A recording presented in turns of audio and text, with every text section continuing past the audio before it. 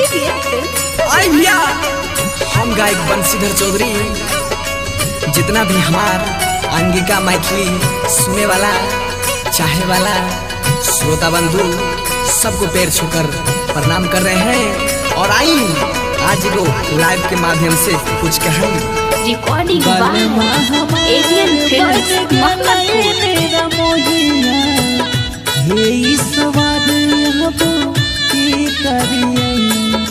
देखी एगो रतिया के दर्द दुख कैसे कहता है अपना भाव में। हमरा रहते सौतीन ननले हे रे मोन साजाइन के, हमरा रहते सौतीन ननले हे रे मोन साजाइन के। मोर जब हम जाके पुलवा पर से फाइन के, मोहर जही हम जाके पुलवा पर से फाइन के। बोढ़ानी से मारबा रोजे लड़ता खटाइन के, बोढ़ानी से मारबा रोजे लड़ता खटाइन के।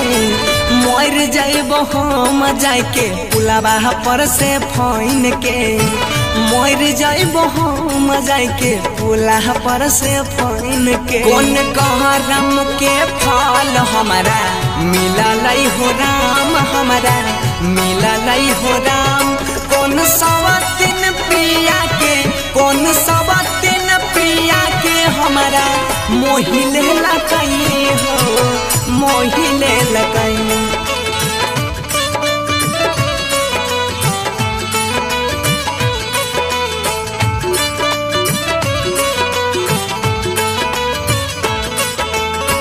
सब दिन लाली बाली दलही के नकीन रे, कौन छीन रहिया तोरा कैला कौ पसीन रे, कौन छीन रहिया तोरा कैला कौ पसीन रे। सब दिन लाली बाली दलही के नकीन रे, कौन छीन रहिया तोरा कैला कौ पसीन रे।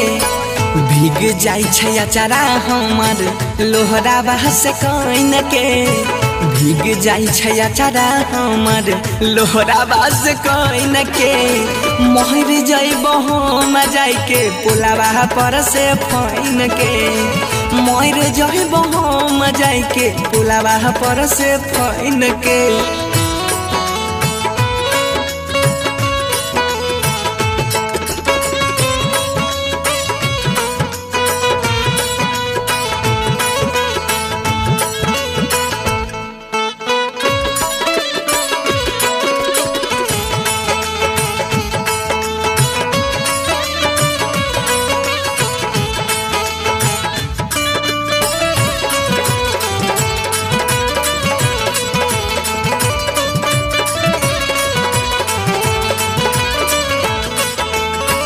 रोज रोज के छिनाता से फाटे छै करे जरे, हमारा रहते सवतीन के सजबै छै से जरे, हमारा रहते सवतीन के सजबै छै से जरे।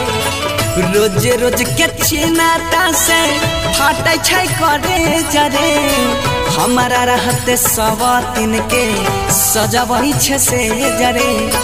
पशुपति बनसी रोख लाग गेलैन के, पशुपति बनसी रोख लाग गेलैन के। मर जाइब हम जाके पुलवा पर से फाइन के, मर जाइब हम जाके पुलवा पर से फाइन के।